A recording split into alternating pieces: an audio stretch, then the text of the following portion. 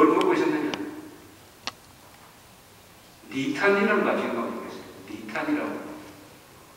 이 식물이 썩어서 석탄으로 변하기 전에 말랑말랑한 상태가 있습니다. 이 일종의 석탄 비슷한데 이걸 니탄이라고 해요. 그걸 먹었습니다. 그걸 식품 대용으로 먹었어요. 그걸 다른 음식과 섞어서 먹었습니다. 모래를 다른 음식하고 섞어서 먹는다고 말씀하십니다. 사람 고기를 먹었어요. 사람이 사람 잡아먹었습니다.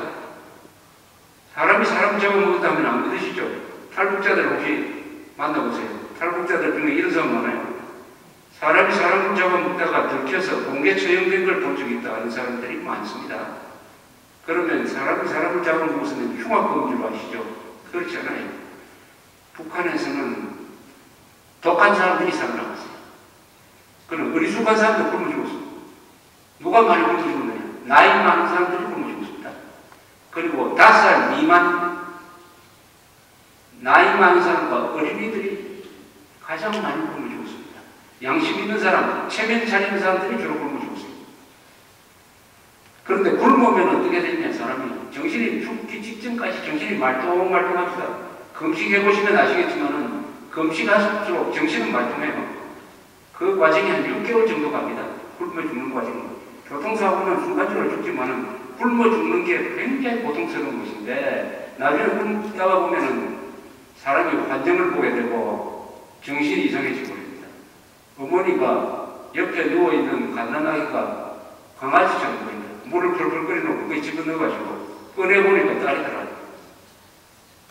이런 경우가 또 있고 또는 꽃잼이라고 해가지고 바깥에 싸돌아다니는 소년을 꿰어가지고 잡아서 고기를 먹고 남는 것을 시장에서 팔다가 잡혀가지고 사형당한 예가 북한에서 많았다고 할 수 없지만은 여러 군데서 그런 일이 있었습니다. 그 기간 중에 한 끼당 200만 원 나가는 밥을 잡수고 있었던 사람이 김정일입니다.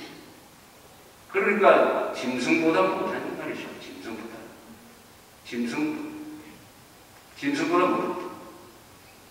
이렇게 해서 이 김정일이는 하나님한테 기독교의 도전장이었어요. 내가 악마다 어떻게 할 거냐?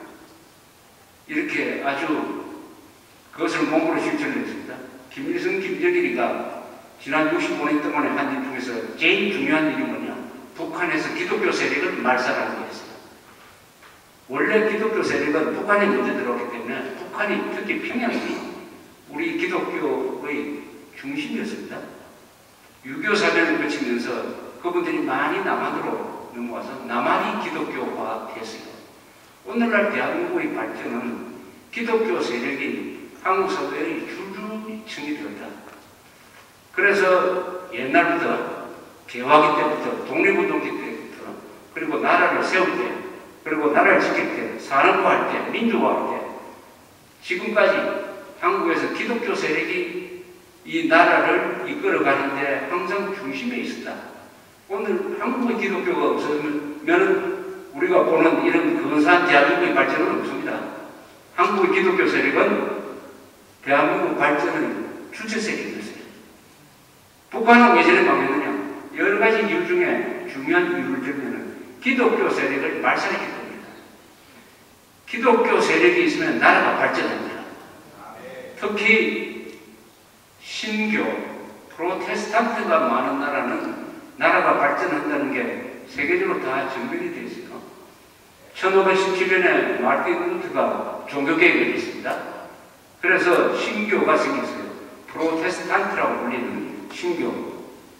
신교가 세워서 유럽 여러 나라로 퍼져가게 되었습니다.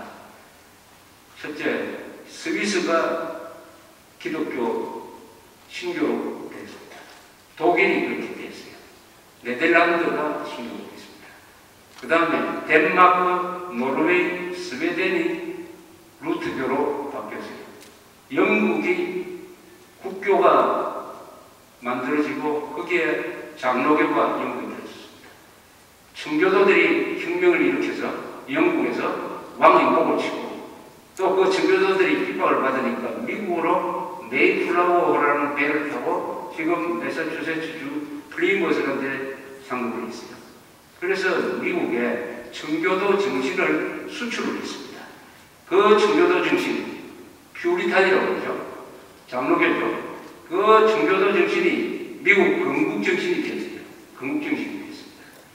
그래서 미국이 오늘 이렇게 번영을 하는데, 그 신교가 특히 보수적인 장로교가 미국을 통해서 19세기 말에 한국에 들어왔어요. 한국에. 그래서 칼빈주의를 주된 교리로 하는 이 보수 신앙이 한국에서 이렇게 번창하게 된 것이 한국이 발전하는 가장 중요한 이유입니다. 왜 그러느냐? 이 신교를 받아들이면 여러분들 다 신교 교도니까 잘 아시겠지만 어떤 분들이 되냐? 첫째, 애국심이 있는 사람들입니다.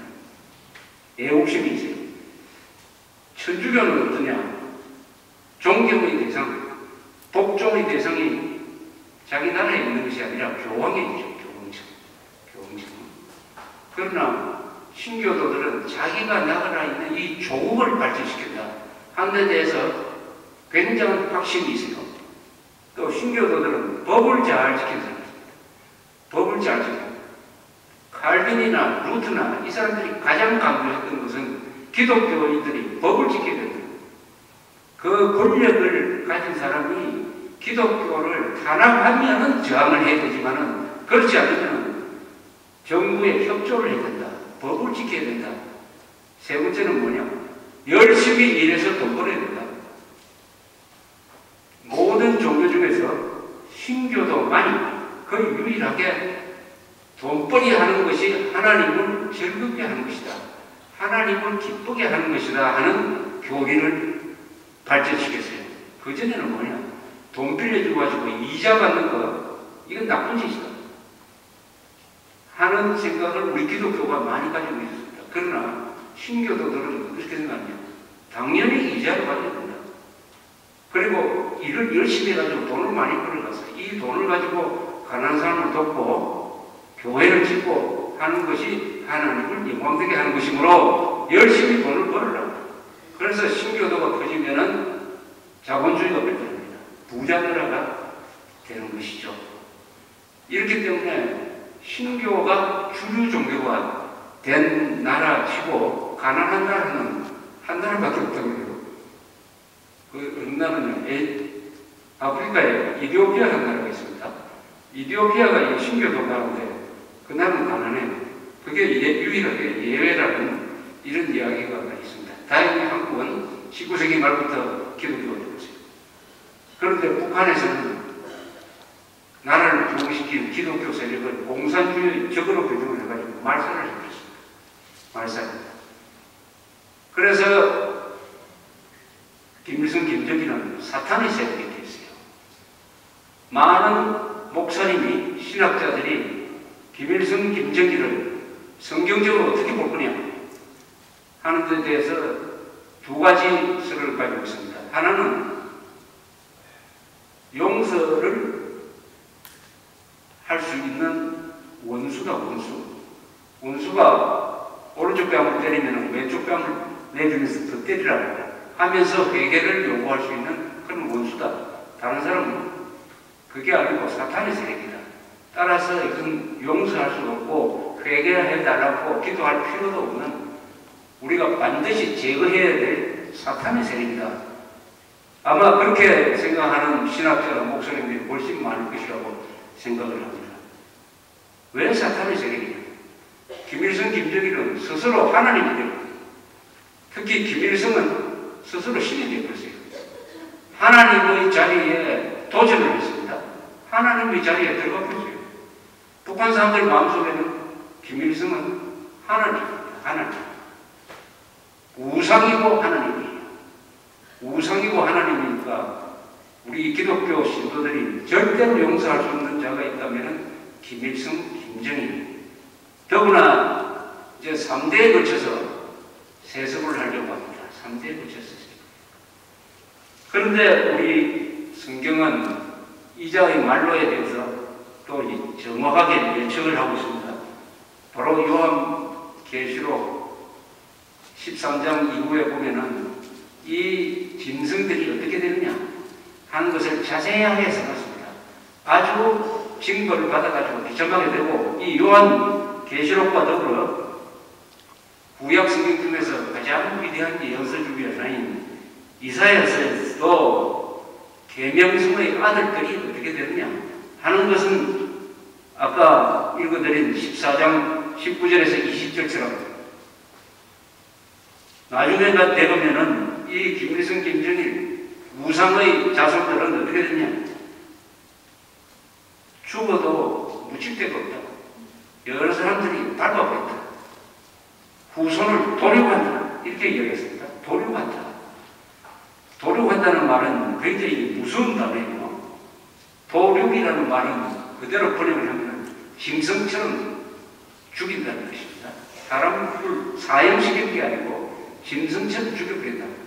몽땅 쓸어버린다 하는 이야기가 여기 요한계시록 13장 이후 그리고 이사야서 14장에 자세히 나와 있습니다. 저는 북한 정권이 김일성 죽었고 김정일이로 금명간에 죽는다면 그 후손들이 이 성경의 예언대로 반드시 이렇게 될 거라고 생각합니다. 또 반드시 이렇게 돼야 돼요. 이렇게 돼야 무슨 일이 일어나느냐. 2300만 북한 동포들이 자유를 얻는 것입니다. 자유를 얻습니다. 여러분, 김일성, 김정일을 합쳐서 700만을 죽였어요. 김일성이는 300만, 6.25를 일으켜서, 김정일이는 굶겨서 300만. 그리고 강제 수용소가 북한에 아직도 있습니다. 여러분, 영화에 보면은 유태인들이 잡혀가서 공장에서 죽었던, 가스 공장에서 죽었던 그 아우슈비츠 같은 게 북한에 있습니다. 지금 20만 명이 그 안에 있어요. 그동안에 100만 명이 죽었다고 합니다. 합쳐서 700만 명. 김일성, 김정일이가 죽인 700만 명을 만약 시체를 서울에서부터 깐다고 하면은 파리를 지나가서 마드리드까지 가야 돼요. 스페인까지 가야 돼요. 왜 이렇게 제가 표현을 하느냐 하면은 김일성, 김정일의 이 악마적 행위에 대해서 한국 사람들이 분노하지 않기 때문입니다. 화를 내지 않기 때문에. 자기 집 강아지가 어디 길을 건너다가 택시에 치여 죽으면 눈물을 흘리면서 장사를 지내주는데 700만이 비참하게 죽었다 하는 이야기를 들어도 아무런 마음에 감동이 없어요. 감흥이 없습니다. 감흥이. 그렇기 때문에 이런 자리에 빌려서 제가 좀 실감 있게 말씀드리려고 하는 것입니다. 이 지구상에서 대한민국 한반도와 같은 이런 이상한 형태의 대결이 일어나고 있는 데는 지금 물론 세계에서 없어요. 그리고 과거에도 이런 건 없었어요. 이렇게 천당과 지옥으로 가는 적은